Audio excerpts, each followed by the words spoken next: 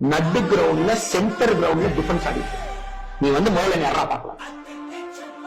18 மாசமா உங்களோட இன்டெலிஜென்ஸ் இருக்கான், உங்களோட ஸ்டேட் போலீஸ் இருக்கு. குடும்பத்தையே நீ ஆராய்ச்சிட்ட, குடும்பத்தையும் ஆராய்ச்சிட்ட. ஏடிஜிபி ஒரு பேட்ச்மேட்ஸ் கர்நாடகா போன் பண்ணி கேட்டுட்டு இருக்காரு, அண்ணாமலை ஒரு திட்டு பண்ணுங்க சொல்லுங்க சார். இல்லைன்னு சொல்லுங்க ஏடிஜிபி மாதிரி சொல்லுங்க, அவங்க எனக்கு சீனியர்ஸ் தானே. ஏதாச்சும் ஒரு கேஸ் ஒரு அக்யூஸ்ட விட்டுருப்பானே சார், அதுக்கு பணம் வாங்கியிருப்பான், அது ஒரு கேஸ் எனக்கு காட்டுங்க. இத்தனை பக்கம் வேலை செஞ்சாங்கல்ல சார், எங்கேயாச்சும் ஒரு பக்கம் லஞ்சம் பக்கம். நீ முழு பவர் தான். நம்ம டிஎம்கே எதிர்க்கல, நான் பவரை எதிர்க்கிறேன். ஏதோ மக்கள் சாதாரணமா இருக்கிறாங்க. அண்ணாமலை வந்து டிஎம்கே 4 பேர் சார்.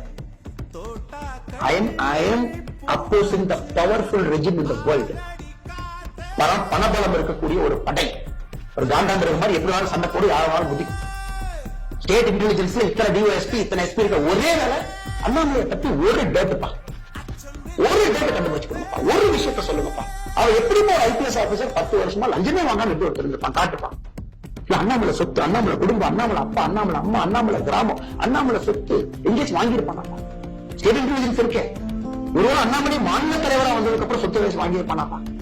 அதை கண்டுபிடிங்கப்பா. எத்தனை இன்டெலிஜென்ஸ், எத்தனை அதை தாண்டி வாழ்ந்துட்டு இருக்கோம். ஏன் இவ்வளவு தைரியமா உங்கள்ட்ட இன்டர்வியூல பேசுறேன்னா, எனக்கு என் லைஃபை பத்தி தெரியும். நான் இதை பேசலைன்னா தமிழ்நாட்டுல எப்பொழுதுமே ஆல்டர்னேட் கட்சிக்கு இங்க வேலை இல்லை. எனக்கு காம்ப்ரமைஸ் பண்ண தெரியும். யாராவது பெரிய தலைவர் போய் கூட கும்பிடு போட்டுக்கிட்டு அட்ஜஸ்ட்மெண்ட் பண்ணிக்கிட்டு அப்படியே கூட்டணியில இருந்துகிட்டு ஒரு எம்பி தொகுதி ஒரு எம்எல்ஏ தொகுதி வாங்கி ஜெயிச்சிடலாம். அதுக்கு நான் சத்தியமா வரல சார். அதை விட நான் இழந்தது நிம்மதியை இழந்திருக்கீங்க. வந்தாச்சு ரன் ஒண்ணு பார்த்தேன்.